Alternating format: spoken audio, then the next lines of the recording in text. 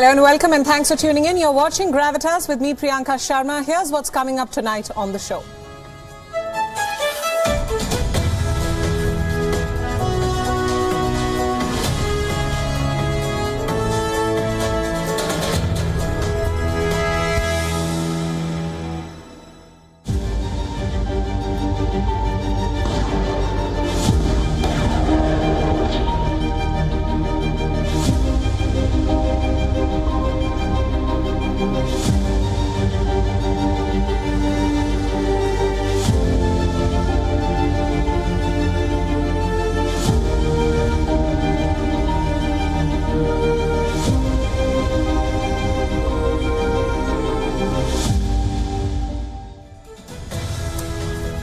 The Russia-Ukraine war will complete 1 year this month. Over the last year, we've seen allies and foes take sides. Some are begging for weapons, others are promising more aid. Many are condemning one particular side, and only a few are staying neutral, not picking any sides and asking for a peaceful resolution only through dialogue. But then again, there are some who are playing a double game, saying one thing and doing the opposite. I'm talking about Pakistan. In our cover story tonight, I want to ask some crucial questions. Has Pakistan joined the war in Ukraine? Is the country selling weapons to Ukraine? What happened to its so-called loyalty to Russia? Also on the show, China, Iran and Russia, they seem to be coming together for a new alliance. We're going to call it the CHIM. It's important for you to take note of the emerging power tactics, the strategic partnerships, the leaders involved. Tonight we ask, should India be worried? What's flying in American skies? Why are Americans talking about UFOs and aliens yet again? Is there something more sinister at play? Stay tuned for this one. What happens when a chatbot starts giving life lessons, morality lessons? What happens when a chatbot starts hallucinating? What happens when a chatbot prefers fiction over fact? What happens when the biggest tech giants unleash a powerful weapon on all of us without assessing its risks? We'll discuss tonight. And the most talked about generation, Gen Z, is back to its rebellious ways. They don't mind being fired, they say. What happened to their debt, their financial anxiety, their financial future? Is this all a rebellion without a cause? All coming up tonight on the show.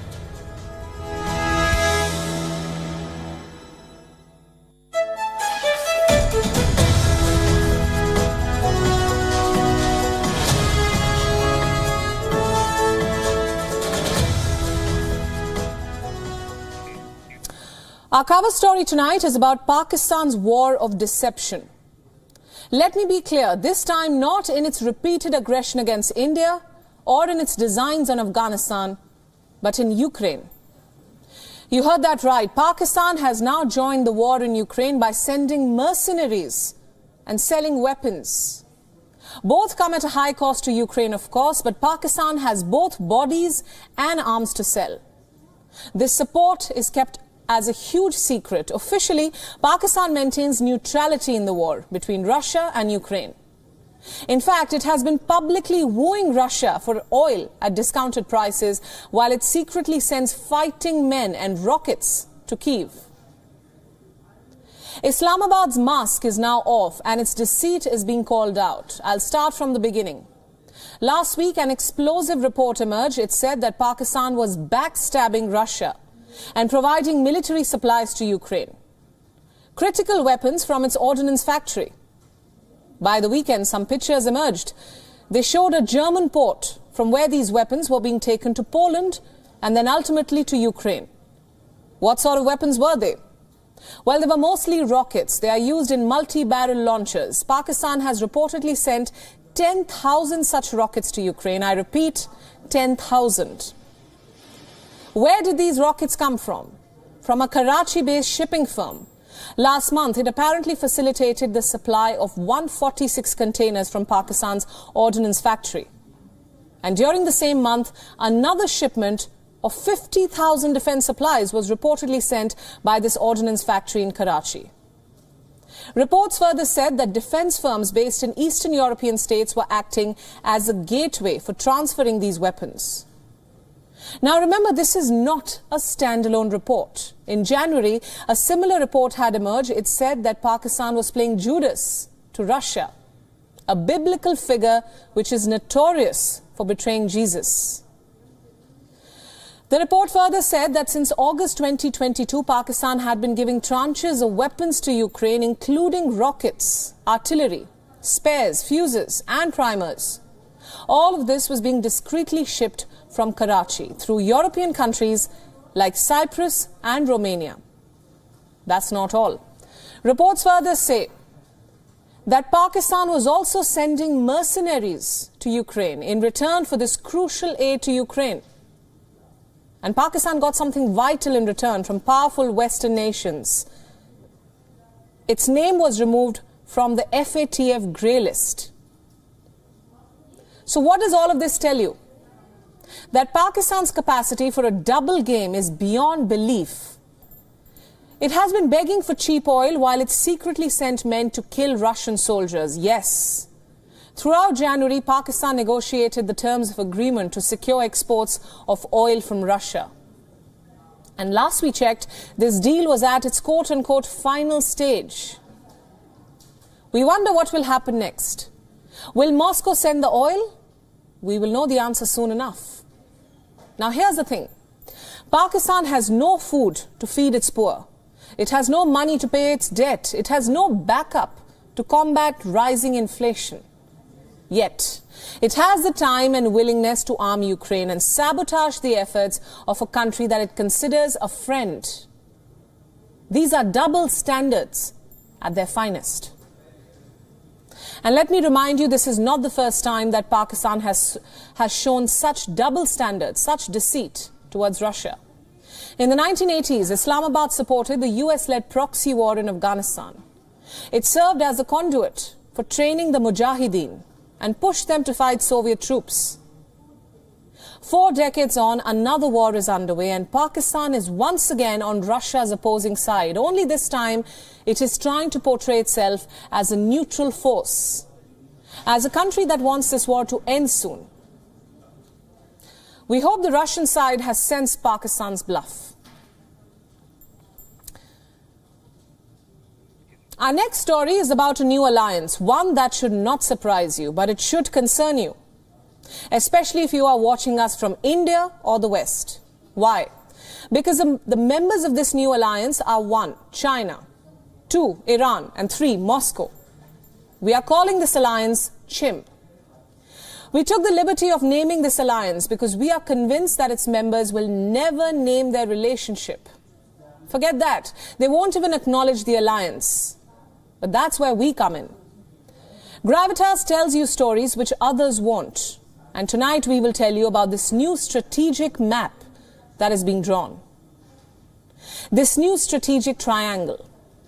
There are 3 big stories coming in from CHIM. 1. China is looking to triple its nuclear warheads. I repeat, triple. 2. China is building a railway line extremely close to the Indian border. The line connects Tibet to Xinjiang. It is also China's road to Gwadar. That brings me to development number 3. Iran's President Ibrahim Raisi is visiting China tomorrow, the 14th of February. This Valentine's Day, China and Iran are shoring up ties. What do countries separated by continents have to gain by coming together?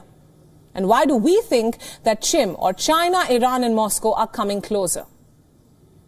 Let's start by answering the latter first. Here are some recent developments.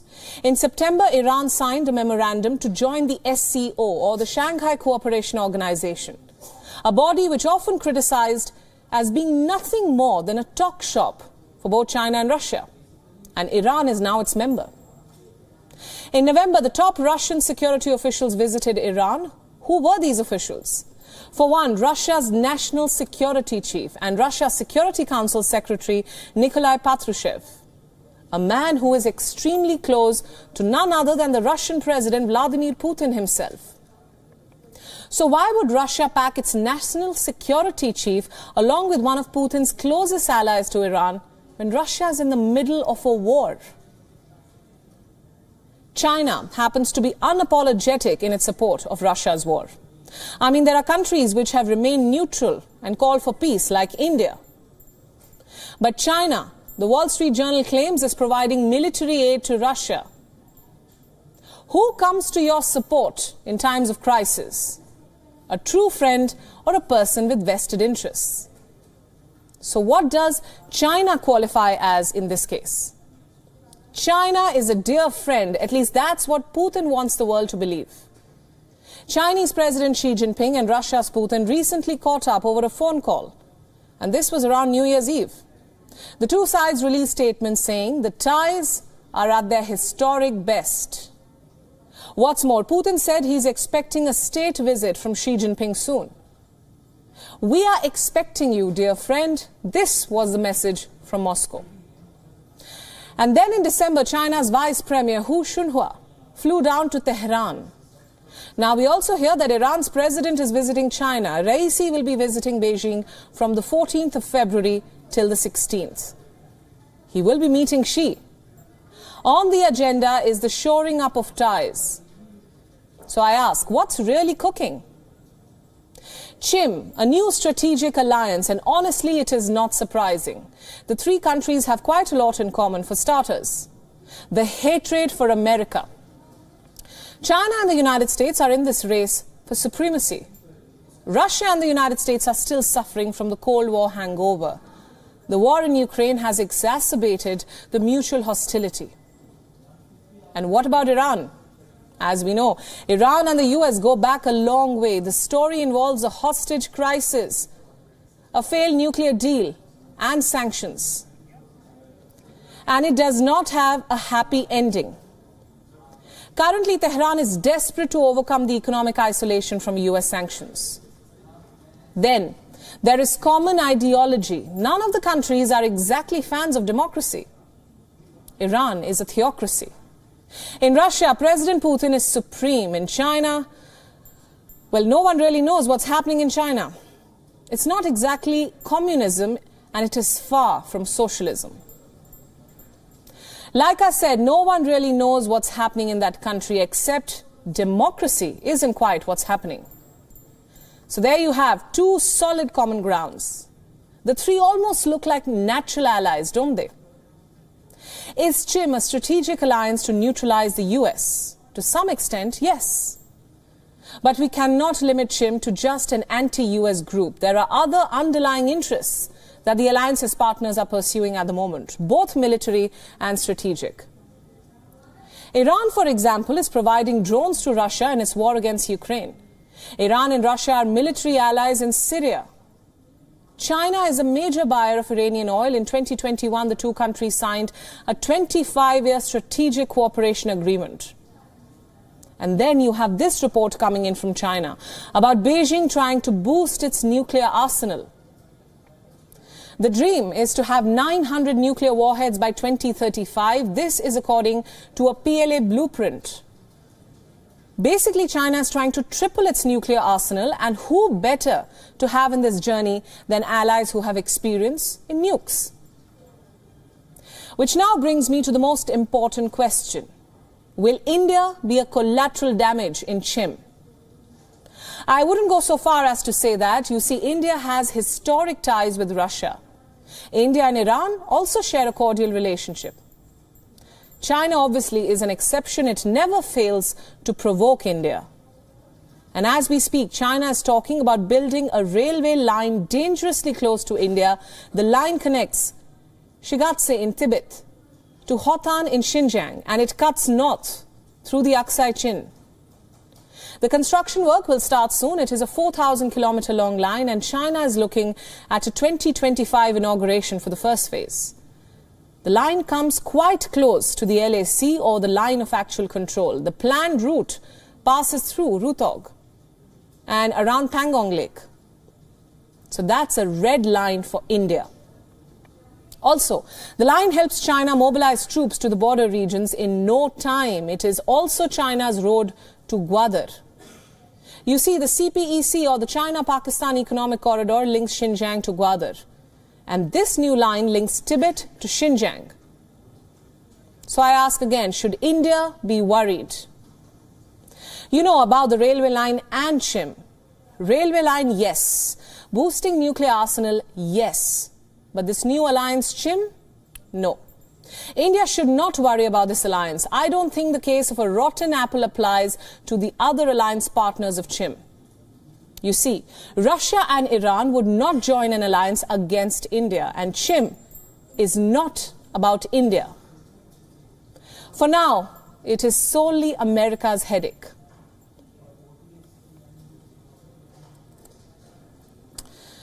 Let's now talk about the earthquake. Yes, the one that struck Turkey last Monday. Did you know that the same quake also struck Syria? The two countries share a border. Today they share the brunt of the monster 7.8 magnitude quake and its aftershocks and the other two big quakes that followed. So when both Turkey and Syria are suffering, why is it that the world is only shedding tears for one? Why are countries pretending that Turkey alone is in pain? And why is the Western media leaving out Syria from its reportage? WION World is the only international news channel reporting from Aleppo, from parts of Syria, crying out to be heard. Our reporter, Gadi Francis, has been sharing heartbreaking stories from Syria all weekend. Stories of children being separated from their parents. Stories of children being left to die. Stories of help never arriving. So why did the world fail to respond to Syria's SOS call? This is where Syria is located on the map. It is not some isolated island. Syria shares borders with Lebanon, Israel, Jordan, Iraq, and Turkey. There are way too many routes for help to come into Syria. Why then is the help not crossing the border into Syria? The answer is simple and sad. Politics. See this image. This is the area affected by the earthquake, and this area has multiple stakeholders. Some parts are controlled by Kurdish-led forces, some by the Syrian government, and some by Syrian rebels. And then there are the areas held by Turkish-backed Syrian rebels. These territorial divisions have complicated the world's response to this disaster. And the percolation of politics, the desire for revenge, has blinded some countries to Syria's plight altogether. It has sealed the fate of those living in this part of the world. Currently, there is just one route, one approved route into northwestern Syria, or Idlib to be specific. And it is this, the Ban al-Hawa crossing. The UN is asking Syria to open other routes too, but the government of Bashar al-Assad and his allies, Russia and Iran, are not too inclined. Then there are the countries that oppose the Syrian government. You know, the US-led coalition, the likes of the UK, France, Jordan, Turkey, Canada and Australia. These countries are not exactly jumping at the thought of helping areas under government control, like Aleppo, because the West wants Assad gone. The conflicting interests are obvious, but no one thought that these interests will be prioritized over humanitarian aid. While countries raced to help Turkey, assistance to help Syria was only extended via international organizations and help groups working in Syria, like the UN. The first European aid to government-held zones arrived only on Sunday. Now, let me be clear, I'm not pitting one country's plight against another, but let's face it, Syria needed help more than Turkey, and it still needs that help. Syria does not even have the basic infrastructure in place. It has been torn apart by the civil war that has been ongoing for 12 years. The areas that were hit by the quake were already battling a cholera outbreak. And now the people living there have been left to simply fend for themselves. They have been left there to die. Their houses have been reduced to rubble. They have no place to live, no food to eat. The World Food Programme is calling it a catastrophe on top of a catastrophe. In fact, WION saw this catastrophe firsthand. Let me show you some of the footage that Gadi has been sending us across from Syria. Take a look. Calamity, disaster, and very bad weather conditions. The Syrians are still going out every day to show the world that there is something to live for. We are here inside Syria. From Damascus to Aleppo, we will show you the trail of pain and resilience of the Syrian people. As we can see, this is obviously part of the donation or the system that is happening. Marhaba. In the city of Hama, 5 centers are being shelters for the displaced people. As per the representative of the NGO taking care right here.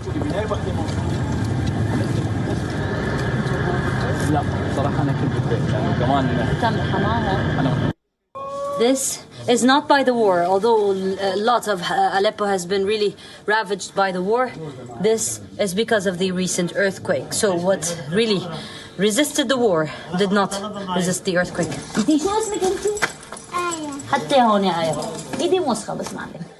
So this good lady here is telling us nobody has checked her house yet. It is already in danger inside her home. So she invited us to see for ourselves. Now this is the traditional Aleppo homes. Probably this home is more than 1,000 years old. This is the crack she's showing us. This is one of the quake's aftermaths here.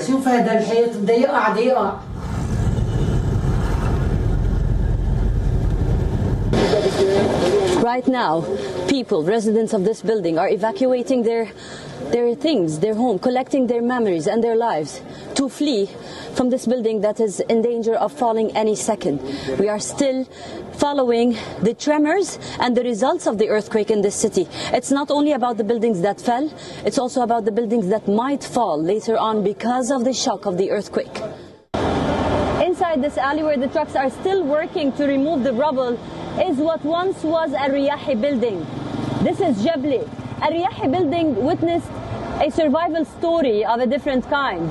One of the Lebanese volunteers came here, and while he was working on the 5th day after the earthquake, a baby, a child and a mother were saved. Some heartbreaking stories right there. So far, more than 4,300 people have died in Syria. No one knows how many more remain stuck under the rubble. Meanwhile, the UN relief chief says that Syrians feel abandoned. We are not surprised. While this earthquake has brought out the selflessness in some people, it has also brought to light the ugly side of the world, which politicizes help, which saves people based on their nationality, which sees nothing wrong in closing its ears to cries for help. And who better to talk to us about all of this than the only international news reporter who has been reporting from ground in Aleppo. In the last 3 days, WION has been traveling across Syria from Damascus to Hama to Aleppo, Jabli, and now we are in Latakia city, and that's where Gadi Francis joins us live from. Gadi, thanks for joining us.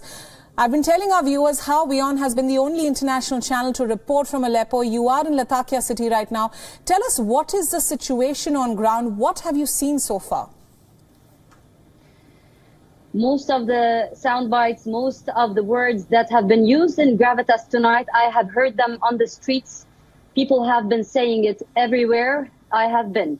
But most importantly today in Jabli, it was really stressful because the people are even refusing to go to shelters. I have seen really very bad conditions of people just putting handmade tents in the backyards of their once built homes and now destroyed. And I have seen stories of fathers who pull out their children with their own hands, and up till that second, there are no machinery or tools or rescue or professional rescue teams that came to remove the rubble. This is the reality in this part of Syria. Maybe in Aleppo it is bad, but at least there are a little bit of NGOs and rescue teams and some multiple nationalities. Here in this part, there is the Russian troops' existence. So the Russian forces were the only kind of professional rescue team, and they already came, maybe they commenced their operation hours and hours after the earthquake. I've spoken to many people who have lost their families, lost their kids or their parents.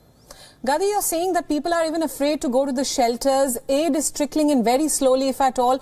So what is it that people there need the most? What can the international community do at this point?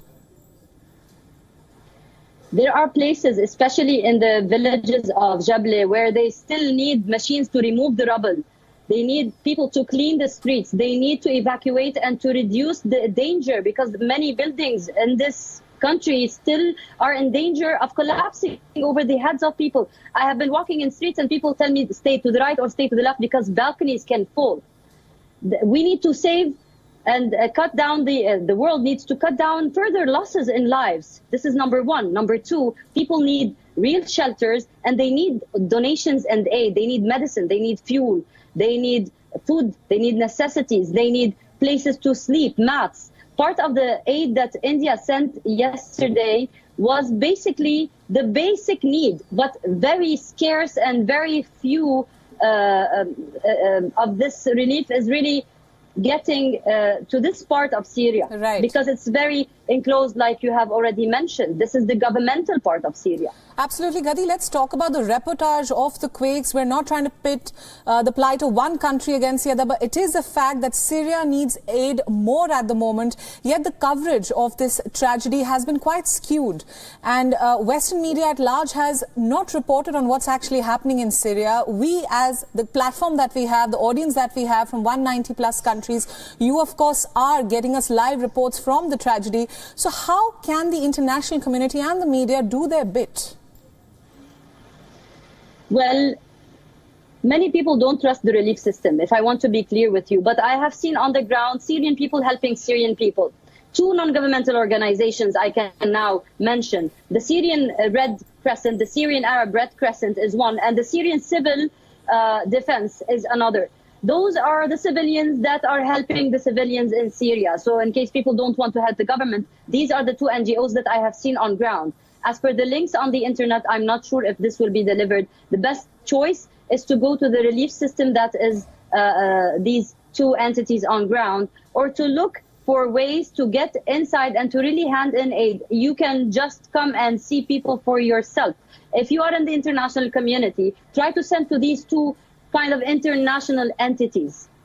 Absolutely, Gadi. Thank you so much for all those insights, for all your work today, and of course over the next couple of days. More power to you. Thank you. That, of course, was WION's Gadi Francis joining us live from Latakia, Syria. You see, this is what separates us from others who claim to be telling you global stories that matter. At Gravitas, we don't just tell you stories from selected countries from around the world. We tell you the stories that others try hard to suppress because it simply doesn't suit their propaganda, or because they are too scared to hold the truth to power.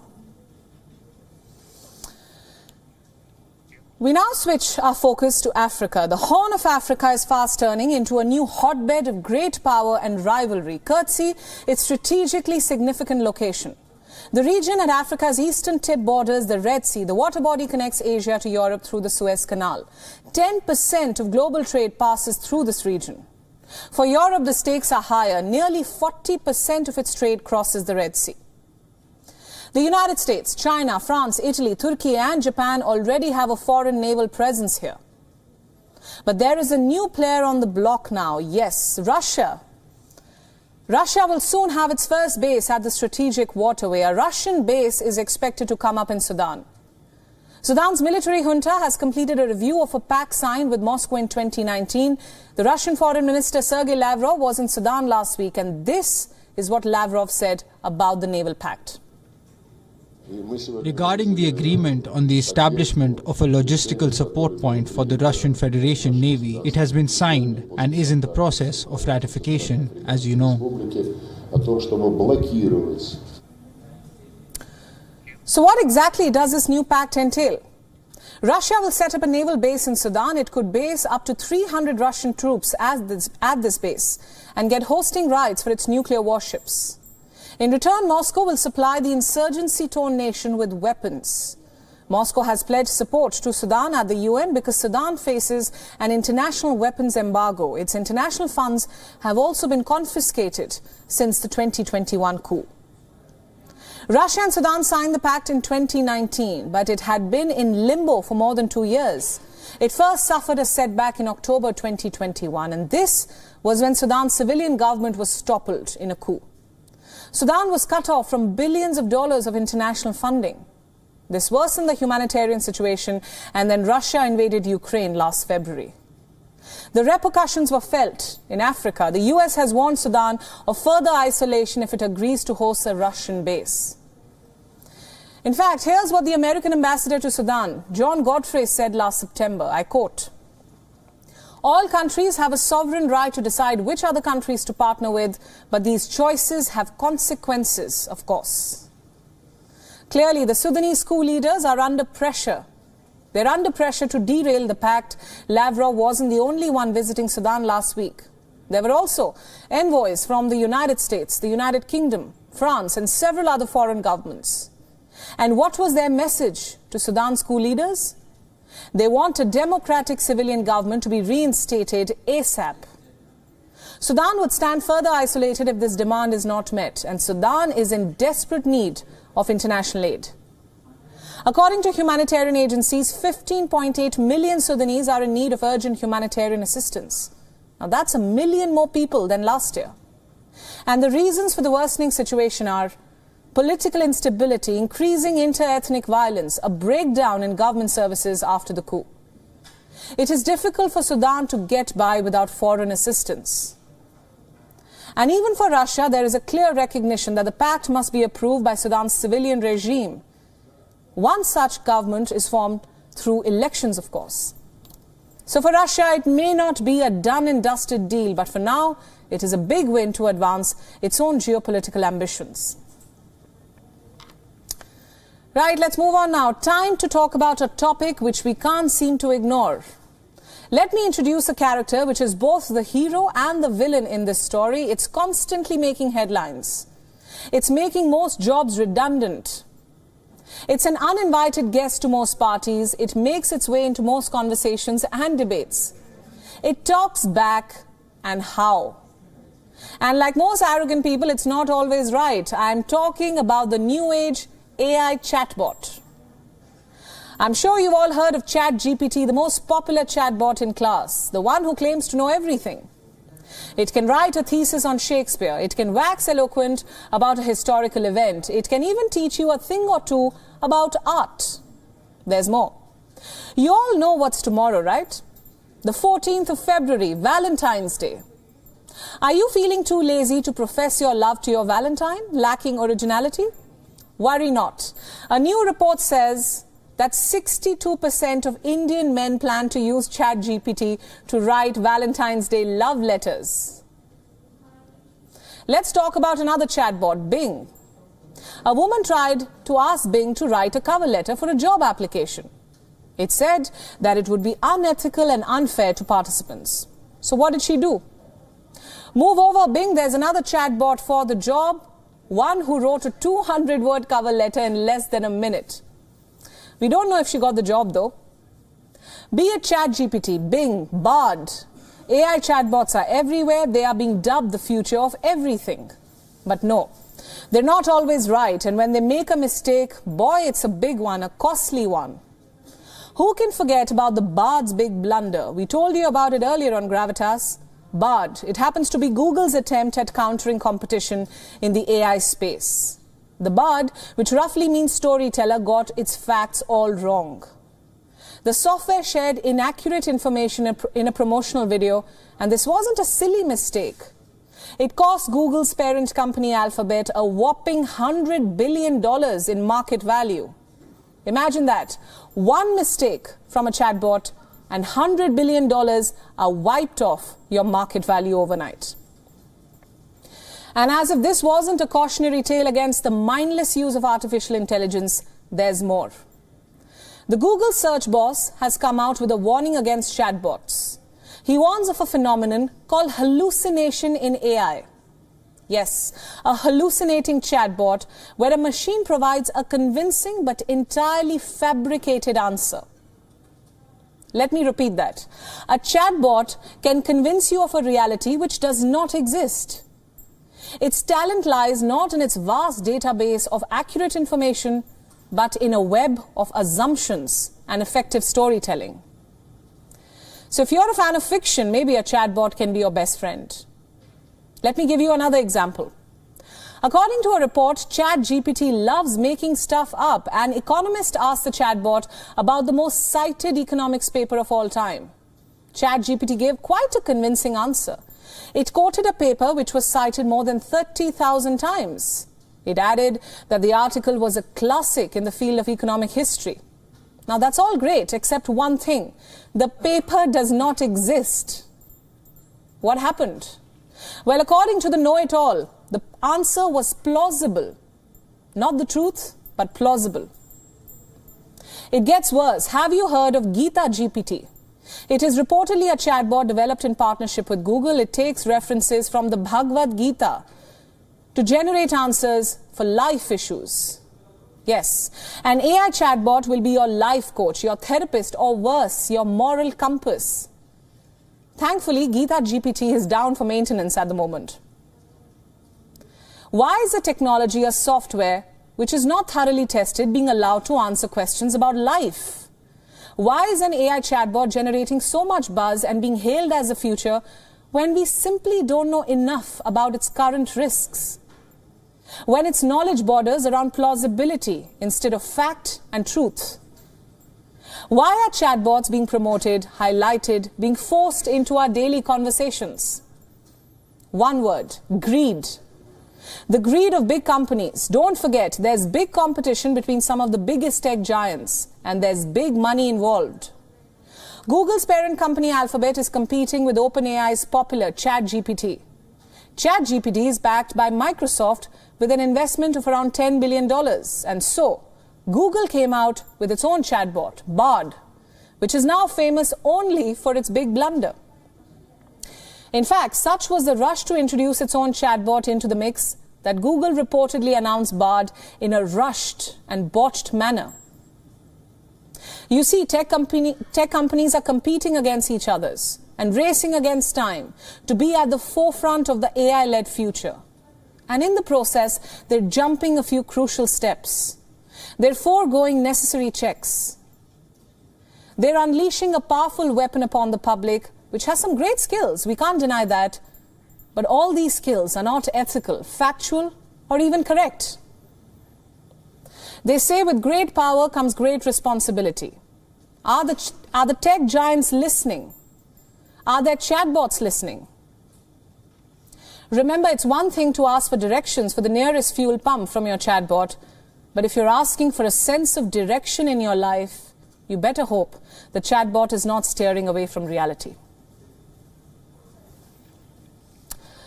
Speaking of steering away from reality, our next story is about UFOs, unidentified flying objects. They're back in the news, no prizes of guessing where, the United States of America. The only countries that UFOs seem to enjoy visiting. I don't say this without reason.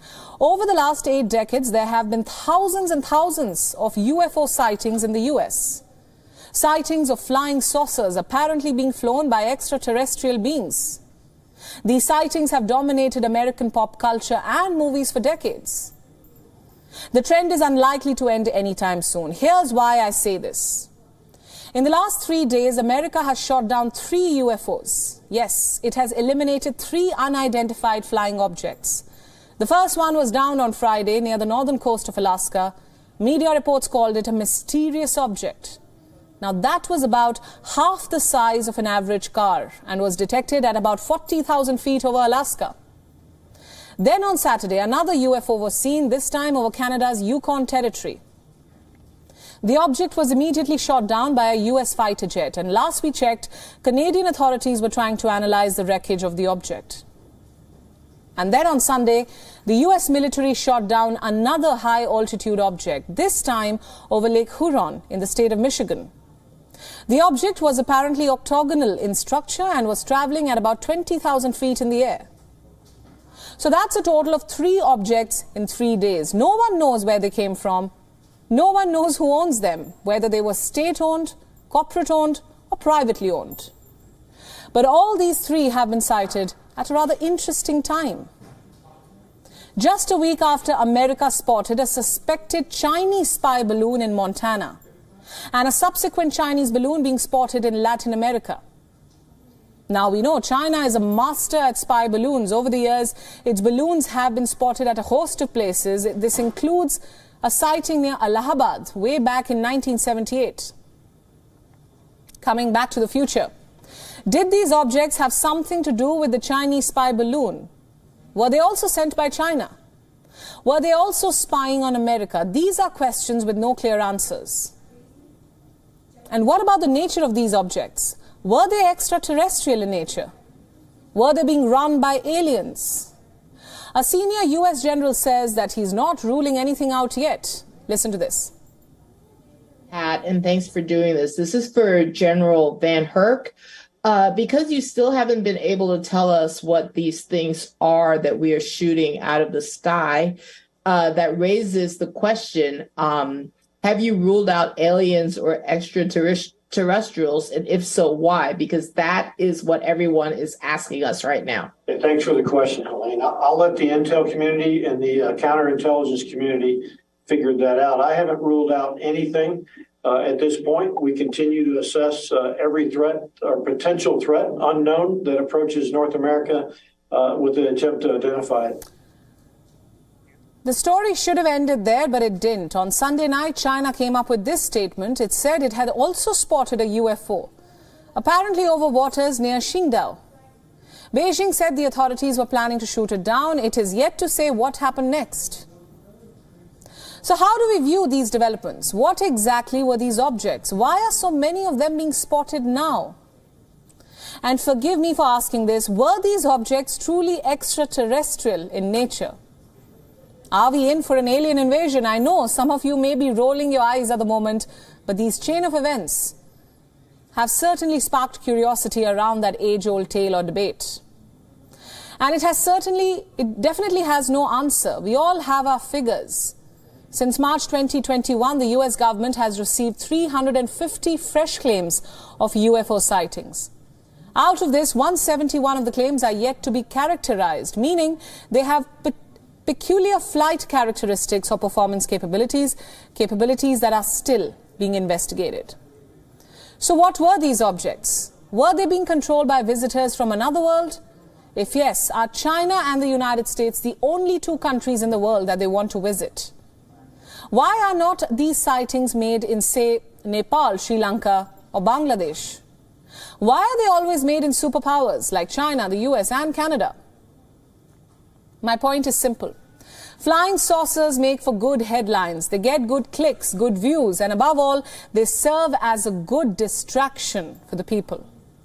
A distraction from the political or economic mess that the country may be in.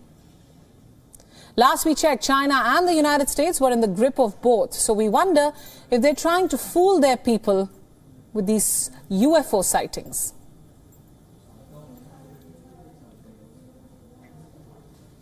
Let's move on now. Our next story is from Saudi Arabia. Just a few years ago, the kingdom was notorious for discriminating against women. Women constitute more than 40% of the population there. Traditionally, women were never treated as equals to men in Saudi society. They face some of the world's strictest gender segregation laws. All that started to change since Mohammed bin Salman, MBS, became the crown prince. In recent years, Riyadh has done away with strict dress regulation. It has relaxed its gender segregation norms in public.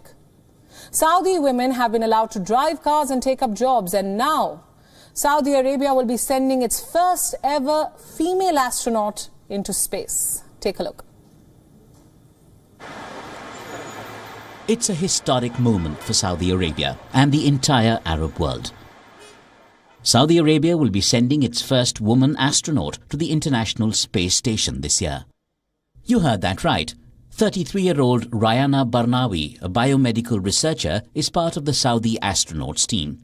She'll be part of a private mission operated by Axiom Space. Axiom is a Houston-based company specializing in space missions.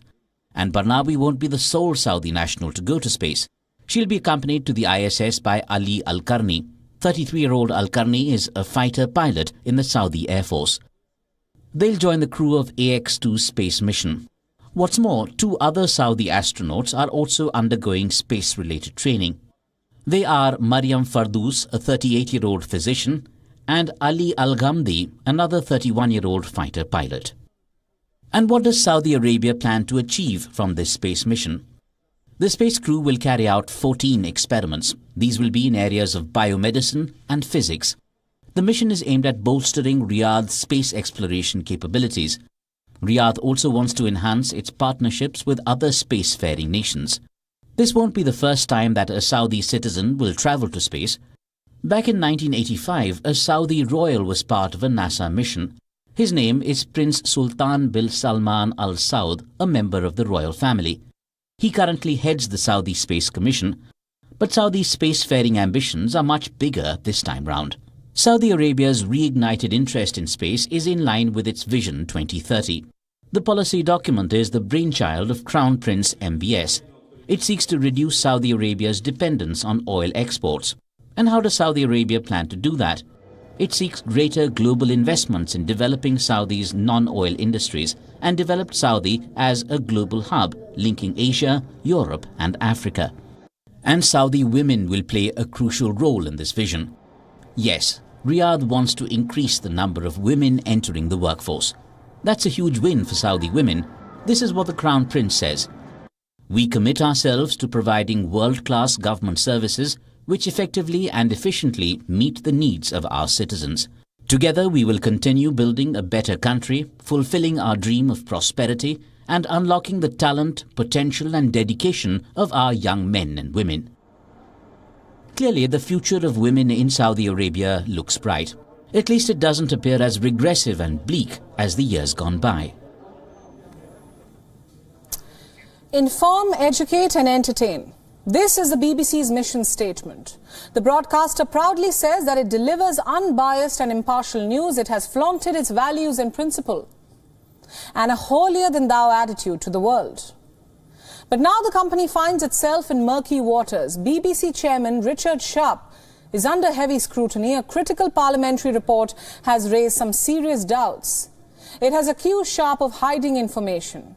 It says the BBC chair facilitated a loan for Boris Johnson without publicly divulging his role in this deal.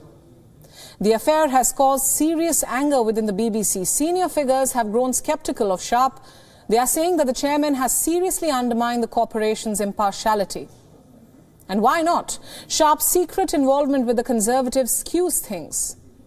Let's not forget, the BBC beats the drums of impartiality and independence. But what Sharp has done exposes a dysfunctional moral compass. He introduced a distant cousin of Johnson, Sam Blyth, to the Cabinet Office. Blyth later provided a loan guarantee facility to Johnson. It was valued up to $963,000. Sharp has since said that the full amount was not drawn. It is still not known who provided the loan itself. But one thing is clear, Sharp was involved in the loaning procedure. But he actively omitted these details during the selection process for the chairmanship. He maintained his silence during a pre-appointment hearing as well. The BBC is now pinning the blame on the Tories. It says that the MPs vouch for avoiding bias in media. But then they get their hands dirty in deals like these.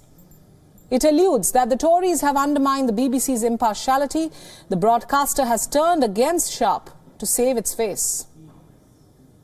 But let's not forget an important thing. The BBC has time and again bent the rules to suit its own interests. It's not a stranger to controversy. You might already know about the famous Princess Diana interview back from 1995. She shared some bombshell revelations about her split with then Prince Charles. Reports found that the BBC used deceitful measures to secure that interview. Journalist Martin Bashir showed fake bank statements to Diana's brother. The documents implied that Diana's own staff was leaking information to the royal family. Already paranoid, Diana ended up bearing it all in that much-watched interview. The BBC carries the torch of fair journalism, but it has been known for pushing its own propaganda. Take its latest documentary that sparked outrage, the two-part series comparing the 2002 Gujarat violence to ethnic cleansing. And this is not the first time that the organization has portrayed India in a bad or biased light.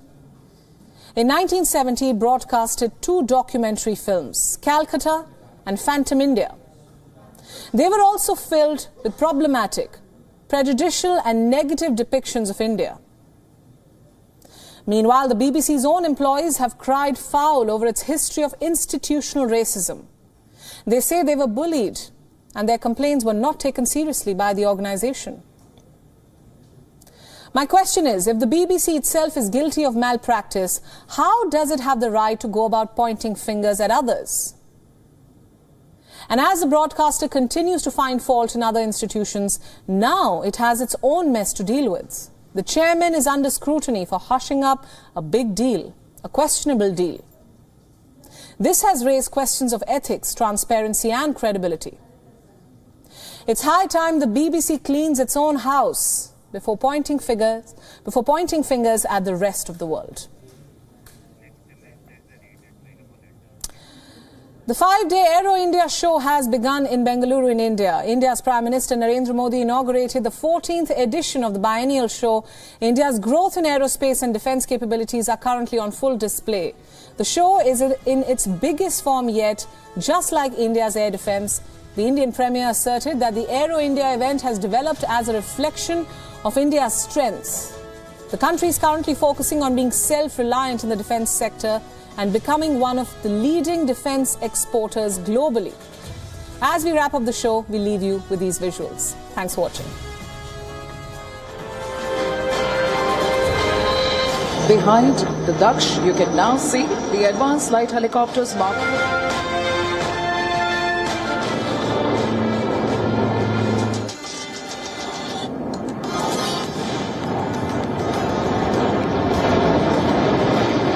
Destroyer. Lo and behold, you now have a Trishul in the sky. The engines of the mighty Sukhoi taking off. Execute the famous loop. The vertical plane. It is inverted, coming as a somersault. We call it the tumble. What distinguishes supersonic aircraft from each other? Combat helicopter. The Prachan. Service.